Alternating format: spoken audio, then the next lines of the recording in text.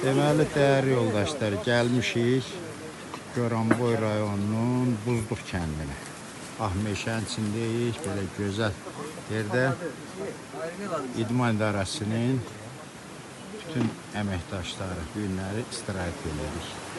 Bax, görürsünüz, burada əsas məsələ, burada Elqar müəllim kəlapır məsələsini həll edir. Aqil müəllim də su dəstək olur ona. Allah verdi müəllim də ətin işlərlə.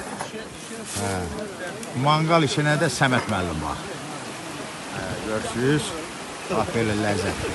Çayın da şırıltısını eşidirsiniz də, görürsünüz. Ləzzətli, bax yeriniz mənim. Görürsünüz, bax belə dağlar.